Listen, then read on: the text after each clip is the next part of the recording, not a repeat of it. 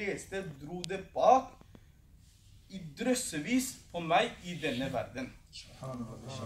Sallu ala al-habib Sallallahu ala Muhammad sallallahu alaihi wa sallam. Kjære islamske brødre, for å egne oss belønninger utfører vi gode intensjoner før bjørn. Den hele profeten sallallahu alaihi wa sallam har sagt Niyatul mu'mini khairum min amali. Altså troendes intensjon er bedre enn hans handling. Så to mødne blomster. Første er, uten god intensjon får man ikke belønning for hvilken som helst god handling. Og jo mange gode intensjoner det er, desto mer belønning er det. Så gjør intensjon. Hvis dere finner den intensjonen, så sier dere inshallah.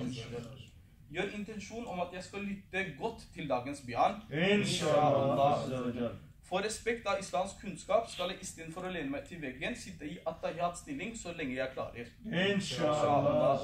Og når jeg hører ord som Tubu ilallah, uskurullah og sallu ala al-habib, skal jeg for å tjene belønninger, altså sawab, svare og glede utroperen med passende lydnivå. Inshallah. Inshallah azzawajal. Jeg gjør også intensjon, jeg gjør også niyya om at jeg skal gjøre bjørn for å tilfredsstille Allah azzawajal, og gjøre bjørn for å tjene gode belønninger. Inshallah azzawajal.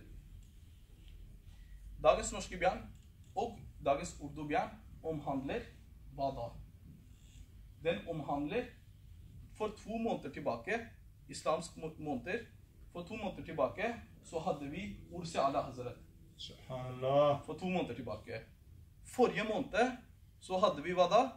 Milad Sharif. Vår elskede profet sallallahu alaihi wa sallam. Den måneden vi er i nå, hvilken måned er det? Rabiul Hos, Rabiul Akhir.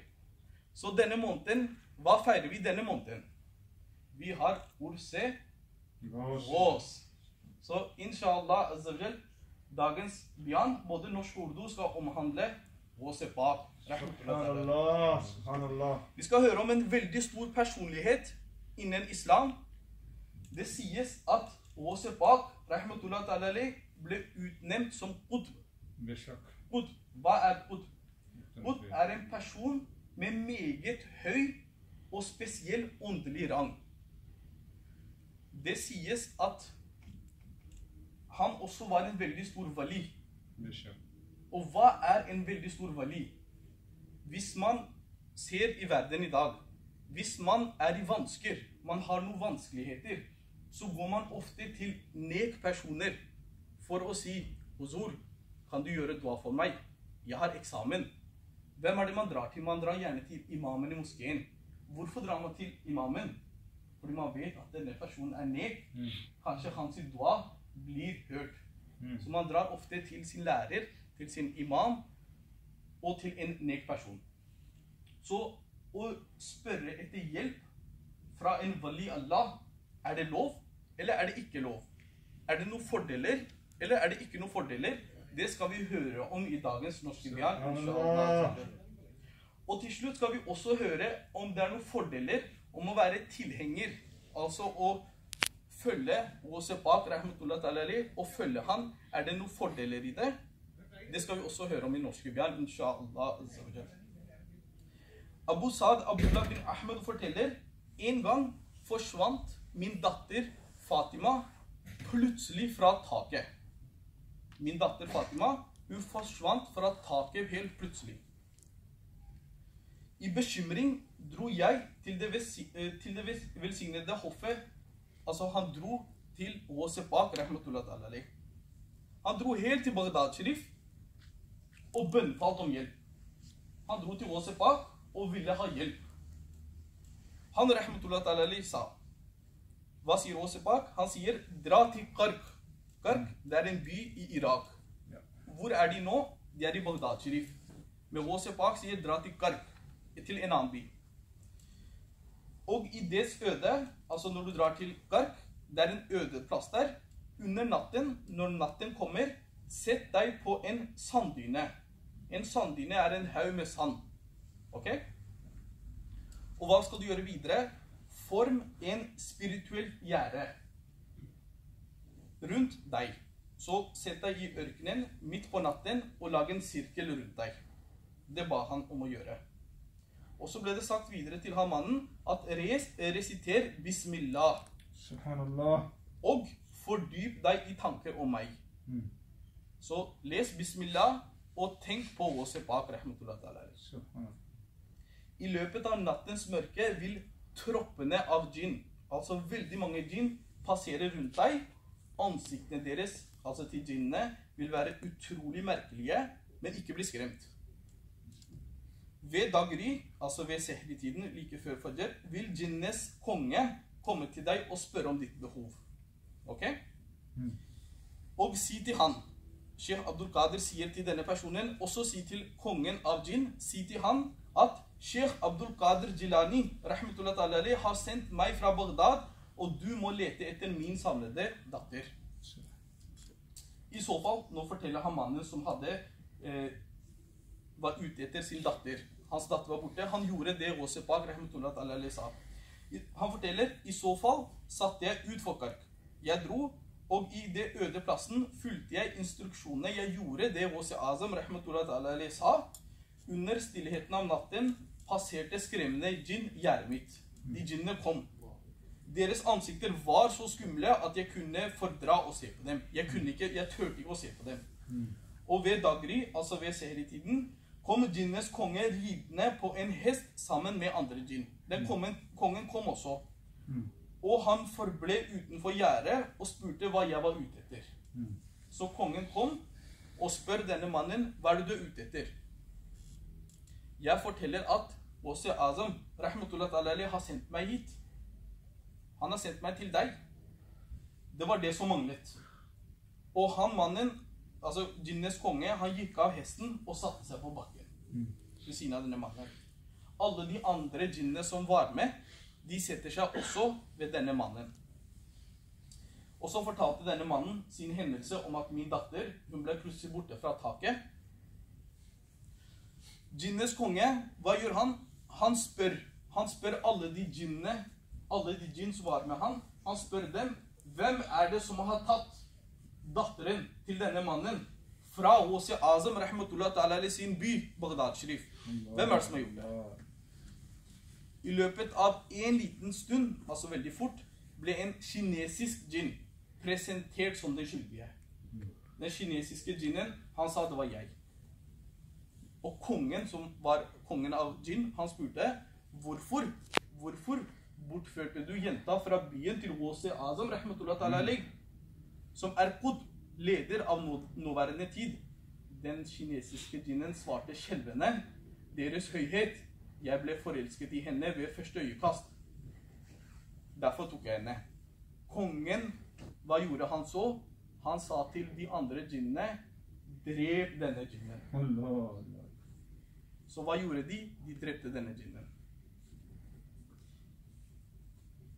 Imens jeg takket djinnenes konge, sa jeg, Masha Allah azza wa jal. Han mannen som satt i ringen, som hadde fått sin datter tilbake, han sa, Masha Allah azza wa jal. Du er en skikkelig tilhenger av Wasi Azam, rahmatullah ta'ala. På dette svarte han, selvfølgelig, når Wasi Azam, rahmatullah ta'ala, vender blikket sitt mot oss, begynner alle djinn og skjelve. Når Allah azza wa jal nominerer en Qud, blir alle djinn og mennesker beordret til å adlyde han.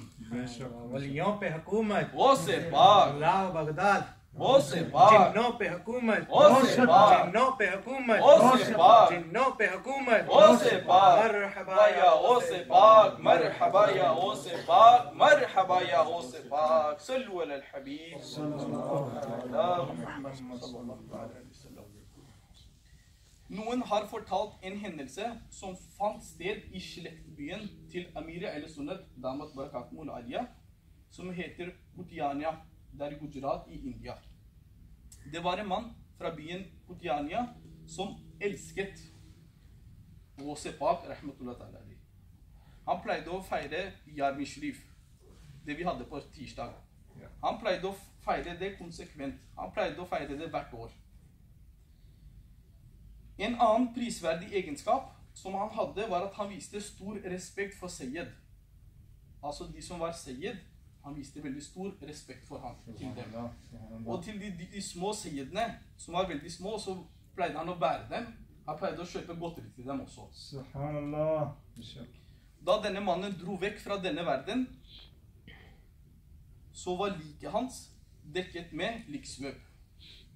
Og de sørgede var samlet. Forestill dere, han har gått bort fra denne verden.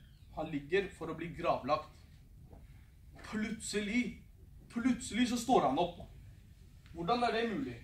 En person som er død, han er jo borte. Men denne personen, han står opp fra det døde. Og alle som var samlet, hva gjorde dem? De ble veldig skremt. De tenkte, Allah Akbar, hva skjedde? De ble redd. De løp hit, og noen løp dit. Og hva sier mannen? Han står opp, og hva sier han? Han sier at det som er saken, er at akkurat nå har Bagdads konge, min murshid, Ghaus Pak, rahmatullah ta'ala alayh, kommet nær meg. Subhanallah, subhanallah. Han, rahmatullah ta'ala alayh, kom bort til meg og sa, du er min disippel, altså etterfølger, og du døde uten å gjøre toba. Stå opp og gjør toba. Subhanallah, subhanallah. Alhamdulillah azzawajal, sjelen min har returnert slik at jeg kan gjøre toba. Han står opp fra døde og gjør toba. Etter å ha sagt dette, angret han over alle syndene han hadde begått, resiterte kalima, brått endret hodet hans retning, og han døde tilbake. Gratulerer. Vi, alhamdulillah, vi som feirer Yarmi Sharif, vi som er elskere av Ghaus Pak, rahmatullah ta'ala alayh, gratulerer til alle dere. Fordi Ghaus Azam, rahmatullah ta'ala, har sagt, min etterfølger, altså han som følger meg, selv om hvor stor syndfull han er, vil han ikke dø til han har gjort toba. Så hva lærte vi? Jeg sa innledningsvis i dagens bjørn om at vi skal høre om er det noen fordeler om å være tilhenger av Ghaus Pak, rahmatullah ta'ala alayh. Hva var fordelen? Fordelen var at selv om man dør, før man dør, så gjør Ghaus Pak deg til at du får muligheten til å gjøre toba før du dør. Og forestill dere, hvis en person får gjøre toba før han dør, får lese kalima før han dør, vil ikke han entre Jannah. Det vil han gjøre. Så det er veldig stort å være tilhenger av Ghaus Pak, rahmatullah ta'ala alayh. Hvis dere ikke har gjort det, så kan dere gjøre det også. Sallu ala al-habib, sallallahu ta'ala ala Muhammad, sallallahu ta'ala alayhi wa sallam. Sheikh Umar Bazar, rahmatullah ta'ala alayh, forteller, en gang på den velsignede fredagen, altså Jumatul Mubarak, var jeg på vei til den sentrale masjid med Ghaus Pak, rahmatullah ta'ala alayh. Han er på vei med Ghaus Pak, rahmatullah ta'ala alayh, til moskeen på en juma. Jeg tenkte at det var så rart at hver gang jeg drar til masjid på fredager med min murshid, altså Ghaus Pak, rahmatullah ta'ala alayh, så pleier folk å samle seg rundt for å si salam, eller for å håndhilse med han. Alle samler seg for å håndhilse han hver gang han er på vei til moskeen. Og det pleier å bli utrolig vanskelig å fortsette turen. Men i dag er det ingen som gir oppmerksomhet til han engang. I dag er det ingen som stopper. I dag er det ingen som hilser. Hva skjer? Så fort denne tanken slo meg, så fort mannen forteller, at så fort jeg tenkte det, så Ghaus Azam, rahmatullah ta'ala alayh, på meg. Jeg drar og tenker det, men Ghaus Azam, rahmatullah ta'ala alayh, han ser på meg og smiler. Han ser på meg og smiler. Plutselig så strømmer det folk for å håndhilse. Og tilfellet ble slik at det fylte seg en flokk med mennesker mellom meg og min murshid, rahmatullah ta'ala alayh. Nå tenkte jeg at det var mye bedre før, når jeg ikke tenkte det. Så fort jeg begynte å tenke det igjen, sa han, rahmatullah ta'ala alayh, «Å Umar, det var du som ønsket folkemengden. Vet ikke du at folks hjerter er min knyttneve? Hvis jeg ønsker, kan jeg lukke hjertene deres mot meg, og hvis jeg ønsker, kan jeg fjerne dem fra meg. Kunjiyan dil ki khuda ne tujhe di aise kar, ke ye sina ho muhabbat ka khazana tera. Nærmeste mening på norsk. Allah ga hjertenes nøkler i din hånd. Allah ga hjertenes nøkler i din hånd. La dette hjertet stå av din kjærlighet og fromhet. Sallu ala al-habib. Sallallahu ta'ala ala Muhammad. Sallallahu ta'ala alaihi sallam. Jeg sa også innledningsvis, er det noen fordeler? Kan man spørre etter hjelp? Og når man går til en nek person, hør nå. Sheikh Bisr Qarzi, rahmatullah ta'ala alay, forteller at en gang hadde jeg 14 kameler med sukker blant en gruppe som var på en reise. Han hadde 14 kameler, og de var på reise. De stopper i skogen, de stopper et sted, og i starten av natten så forsvinner 4 av kamelene. 4 kameler blir plutselig borte. Noen av gruppen de dro videre med de 10 som var igjen, mens noen de blir igjen for å lete etter de 4 kamelene.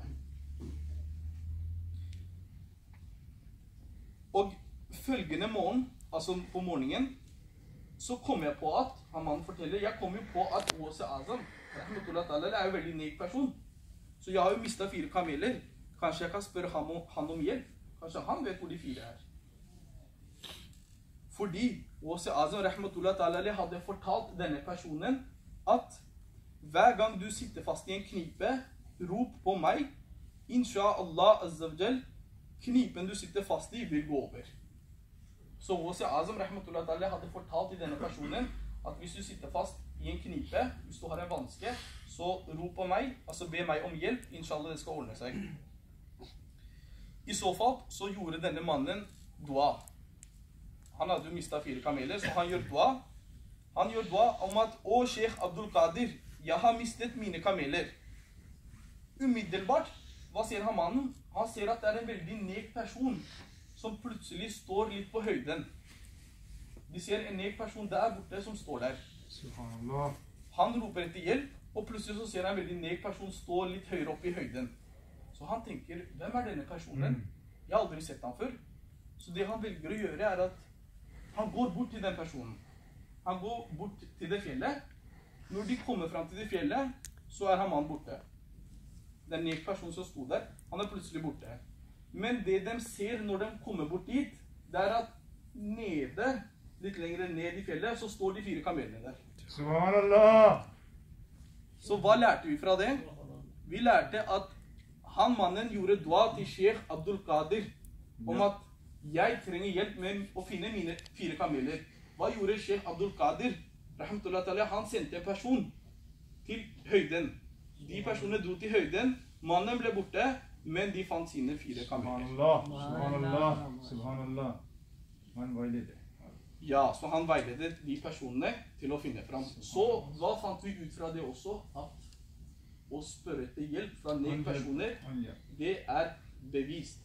Så det er lov.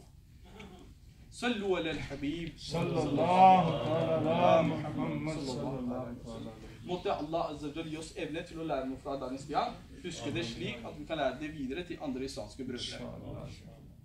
Alhamdulillah, sunna den hellige profeten sallallahu ta'ala alaihi wasallam blir undervist og lært i Dawat Islam i sitt madni miljø. Det er en madni anmodning. Jeg anbefaler alle dere til å reise på, til å først og fremst komme på hver istima, hver torsdager 6:30 her i Fedar Medina. Og så oppfordrer jeg dere til å reise på madni kafila. Inshallah. Ok?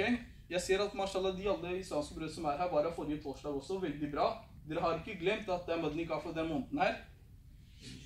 Eller har vi glemt det? Nei, ikke glemt. Vi har ikke glemt. Du kan jo fortelle meg hvilken dato det er? Ja, 28. 9. 28. Ja. 28., 29. og 30. desember. Den måneden her. Det skal være inshallah madni kafila. 3 dager. Det er juleferie. Alle har fri. De som jobber, det er røde dager. De som har skole, de har fri. Mange hadde siste dag i dag. Noen hadde siste dag i går. Så det er fri. Så jeg oppfordrer alle til å komme på madni kafila. Inshallah. Vi har merket, alhamdulillah, vi har merket at det er 3. eller 4. gang vi skal ha madni kafila i Fedar Medina her nå. Alhamdulillah, vi har hatt madni kafila hver måned nå. Lagatar 3 måneder, 4 måneder. Det vi har merket, det er at økningen på antall islamske brødre som kommer, den bare øker. Inshallah, beshak. Og sist gang eller forrige gang der igjen, så var det mashallah 40 islamske brødre som var her. Det var 40 islamske brødre som var her på Mandi Kafla. Imam Saab forteller han som er imamen her, han forteller at jeg sov den ene natta ved døra. Det var så mange her. Jeg hadde ikke plass til å sove. Så han sov ved utedøra. Så subhanallah, forestiller jeg kom selv innom Mandi Kafla. Jeg kom på Asr-tiden. Jeg var litt sein, så jeg rakk ikke å lese med mat. Jeg kommer. Jeg ser, mashallah, islamske brødre som er i Mandi Kafla. Hva gjør dem? Jeg ser noen driver og leser dua. Noen lærer å lese dua. Hva gjør andre? De sitter og ser på Madni Channel. Noen ser på Madni Channel. Mens andre, hva gjør de? Noen leser namaz. Hva gjør noen andre? Mashallah, de leser den hellige Koranen. Koranen bak. Så jeg ble veldig glad. Jeg tenkte, subhanallah, det er så mange aktiviteter som skjer i den moskeen her. Jeg tenkte, subhanallah, jeg ble veldig glad. Så det var 40 stykker denne gangen, og da det var eksamenstider. Folk hadde eksamen, og folk var mye opptatt. Nå er det fri, så jeg oppfordrer alle til å komme. Jeg sa til Imam Saab at vi skal prøve denne gangen, vi skal prøve å ha 100 stykker her i moskeen. Inshallah. Så kommer dere alle sammen? Inshallah. Vi er ca. 20-25 stykker her. Hvis vi kommer, og så tar vi med en eller to, så skal ikke 100 være noe problem. Ikke alle skal prøve. Ok? Måtte Allah gi oss evne til å komme selv og ta med andre islamske brødre. Amin. Bijahin nabil amin. Sallallahu ta'ala alaihi wa sallam. Sallu ala al-habib. Sallallahu ta'ala ala Muhammad. Sallallahu ta'ala alaihi wa sallam.